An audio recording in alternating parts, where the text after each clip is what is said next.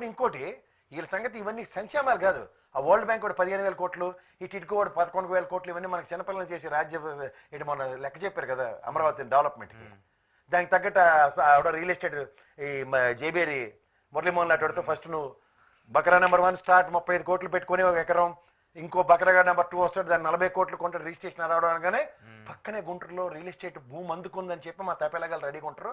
సాయంత్రం రెరా ప్రోగ్రాంలు ఉంటాయి కదా కూర్చోబెట్టి, ఒకటి చూడండి అన్ని వేషాలు వేసుకుని వస్తుండు గంధం చెక్కలతో మొదలెట్టి ఇప్పుడు ఆఖరికి మొత్తం హెచ్ఆర్డిఏ హెచ్ఎండిఏ 1000 గజాలను కొనండి ఏకంగా. తర్వాత అపార్ట్మెంట్లు మీ సౌదాలు కట్టి వచ్చి ప్రజలకు కానీ చిన్నపిల్లలకి చేసి అదే లెక్కలు చెప్తుండే ఇప్పుడు జాగ్రత్తగా గమనిస్తే.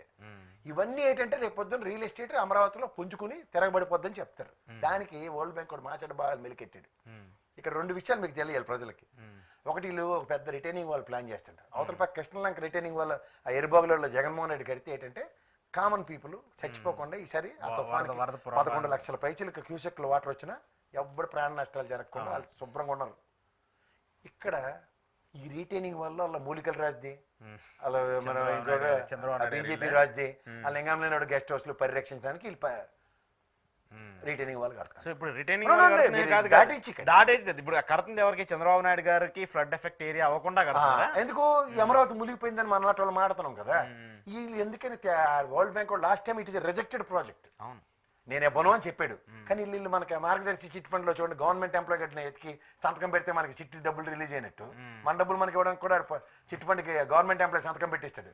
అలా పిల్లికెళ్ళక సెక్షన్లో గాంధీ ప్రభుత్వం ఆమె పెడతాండి ఇవ్వండి అడిగాని ఇస్తే ఆంధ్రప్రదేశ్ వాడు నెత్తికేస్తే వాళ్ళు ఎంత మెలికెట్టారో తెలుసా? మొదటి పెడితే 378 కోట్లు ఇస్తారట 15,000. అంటే ఏంటి? ఇది పోలవరం డ్యామ్ డయాఫ్రమ్ వాళ్ళు డ్యామేజ్ అయిన తర్వాత చూడండి విదేశీ నిపుణులు వస్తే ఈసారి బడ్జెట్లో అలొకేషన్ చూసారా, ముందు మనం ఖర్చు పెట్టేద్దాం 6,000 రూపాయలు ఈసారి బడ్జెట్ లో 6,000 కోట్లు కేటాయించారు అమరావతికి. అంటే ముందు తగలెట్టాలి. ఉదాహరణకు రిటైనింగ్ వాళ్ళు వచ్చి రేపు పొద్దున వర్షాకాలం కదా 3 నెలలు కాలువలు ఇవన్నీ తీయడానికి ఉన్నాయి కదా, అవన్నిటికీ కాదు ముందు గోడే. ఎందుకంటే రేపు పొద్దున వర్షాకాలం 3 నెలల తర్వాత ఎండాకాలం తర్వాత మళ్ళీ కృష్ణ కొట్టింది అనుకోండి అమరావతి మునిగిపోద్ది. అంటే నీళ్ళు వస్తాయి అలా ఒప్పుకోడు కదా. వరల్డ్ బ్యాంక్ వచ్చి లాస్ట్ టైం ఎలా ప్రాజెక్ట్ రిజెక్ట్ చేసాడు అదే అవుతుంది. అంచేత ఏంటి ఇది ఆన్ గోయింగ్ ప్రాజెక్ట్ లాగా 378 3 నెలలకు 4 నెలలకు వాళ్ళు ఇన్స్పెక్షన్ చేసి అంతా బాగుందా లేదా అప్పుడు ఇస్తారు నెక్స్ట్ పెడతారు. అంటే ఇన్స్పెక్షన్ వైజ్ ఫండ్స్ రిలీజ్ చేస్తారు. అది మెలిక. ఇంతలోపు ఏంటి వీళ్ళకి ధైర్యం ఏంటంటే గతంలో చూడండి అమరావతి రాజధాని కోసం మాకు అన్యాయం చేస్తారని 34,000 ఎకరాలు చేసిన చేకదనులు ఉద్యమం చేయడానికి రెడీగా ఉన్నారు మళ్ళీనా. అంటే ఇన్ కేస్ ఇలాంటి గవర్నమెంట్ కానీ అనిశ్చితి వచ్చిన అంటే ఇంత మెంటల్ ప్రిపరేషన్ లో ఉన్నారు. మీరు గమనిస్తున్నారా? ఇప్పుడు ఈ ముక్కుతో మూలుగుతో 378 4 సార్లు ఇస్తారు నాకు తెలిసి అంతకన్నా ఎవడు ఆడు మనకన్నా చదువు కదా. వరల్డ్ బ్యాంక్ కూడా ఏషియన్ మర్కంటైల్ బ్యాంక్ దీని మీద రిజెక్టెడ్ ప్రాజెక్ట్ కి ఇంత శాంక్షన్ చేయడం ఇట్స్ క్వైట్ మిరాకిల్. సో ఇవన్నీ దృష్టిలో పెట్టుకుని ఈ ఫ్రస్ట్రేషన్స్ అన్ని లోపల యాడ్ అవుతున్నాయి చంద్రబాబు నాయుడు గారికి తెలియకుండానే. అందుకని ఏంటంటే టకా టకా టకా పదాలు పడుతున్నాయి. అందుకని ఆయన ఆ ఫ్రస్ట్రేషన్ తో మాట్లాడుతున్నారంటారా? ఫ్రస్ట్రేషన్ అని నన్ను ఒరిజినల్ గా ఆయనకున్న లెగసీలో ఇలాంటిది ఎప్పుడు చూడకుండా ఒక పక్కన 30 మంది ఎమ్మెల్యేలు రాలేదు, ఈ పై నుంచి బీజేపీ వాడు ఏ షిండే గారిని ఎప్పుడు దింపుతాడని అదో టెన్షన్. ఎక్కడికి రాలేదు 30 మంది ఎమ్మెల్యేలు? అరే మన బడ్జెట్ సమావేశాలకు 30 మంది రాలేదు తెలియదు మీకు? మీరు ఎంతసేపు అలా 11 మీద ఫోకస్ చేస్తారు ఫ్లడ్ లైట్లు. ఇక్కడ 30 మంది రాలేదు మనల్లో. అవునా? తెలుగుదేశం వాళ్ళే సమావేశాలకు రాలేదు. తూచ్ మేము రాలేదు. ఎందుకు రాలేదు వాళ్ళు? వాళ్ళు ఏమన్నా అటు ఇటు ఏమన్నా జంపింగ్స్ ఏమైనా జరుగుతున్నాయా? ప్రింటింగ్ కూడా పుస్తకాలకి ఎందుకు అంత ఖర్చులు ఇలాంటివన్నీ పొదుపు సంఘాలు నియమించారట. దాని పర్యవసానం ఏంటంటే చూసుకుని అంటే ప్రభుత్వం మీద అసంతృప్తిగా ఉన్నారా ఏమన్నా? అవన్నీ నేను చెప్పను సార్. వాళ్ళకు 100 ఉంటే ఆ బీజేపీ పై నుంచి ఏం చేస్తుందో మాకు తెలియదు. బీజేపీ ఏం చేస్తాను పక్క విజయసాయి రెడ్డి బుక్ ఇచ్చాడు ధనకర్ గారికి, అది మధ్యలో ఏదో గవర్నర్ అని వాళ్ళ అమ్మాయిని ఏమైనా మళ్ళీ బీజేపీ రాజ్యసభ ఎవరికి ఇచ్చారు? విజయసాయి రెడ్డి గారు ధనకర్ గారికి ఇచ్చారు నిన్న. అవునా? వెళ్ళి కలిసారా మరి? రాజకీయానికి దూరంగా మళ్ళీ ఢిల్లీ వెళ్ళి రాజకీయాలు గవర్నర్ రాజకీయాలకు దూరంగా ఉండాలి, దగ్గర ఉండాలి. మళ్ళీ అదైతే ఉంది, ఇంకా రూప్ లైన్ లో ఉంది అలానేటి సత్సంగులు. అంటే ఆయన ఏం సైలెంట్ అవ్వలేదు. అయితే ఇక్కడ ఎప్పటికైనా వాళ్ళకి అర్థమైంది ఏంటంటే పీచ్ మీట ఏటర్ అంటే బీజేపీ, అది లేకపోతే ఎవడు బతికి బట్టకట్లేమన్న విషయం తెలిసిపోయింది. డెఫినెట్ ఎవరే ఎందుకు మా రేవంత్ రెడ్డి గారికి అర్థమైపోయింది. ఆయన బాగానే ఉన్నారమ్మా, ఈ కిషన్ రెడ్డి అల్ల పెడుతుండట. కొత్త మేలుకి మీరు అబ్జర్వ్ చేశారు లేదు?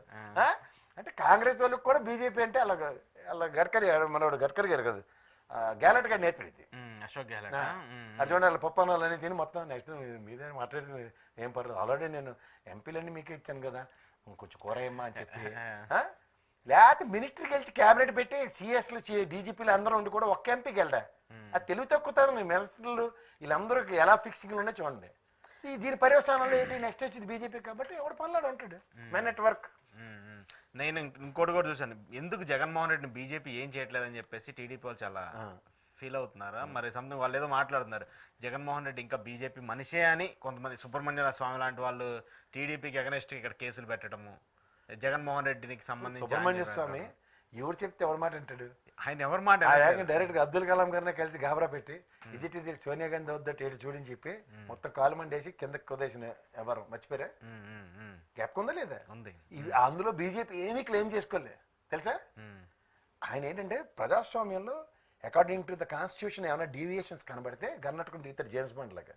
మెక్నస్ గోల్డ్ తర్వాత అందరికీ మలయాళం మనోరమ సినిమా అంటే వీళ్ళకి ఇబ్బంది అవుతుంది కదా, ఎవరికైనా ఇబ్బంది అవుతుంది. ఇప్పుడు మీరు తిరుపతి జడ్పీ ఎలక్షన్ చూస్తే కడుపు కానంతన్నాడు ఎవడైనా సరే ఏం జరుగుతుందో తెలియాలి. ఎలక్షన్ కమిషన్ నిమ్మకం నీరెత్తున్నప్పుడు వ్యవస్థను ప్రభావితం చేయవలసిన వ్యక్తులు ఎవడో ఒకడు ఉండాలి కదా. పబ్లిక్ లిటిగేషన్ కేసులు వేయాలి అక్కర్లేదా, అదే పని ఆయన చేస్తున్నాడు.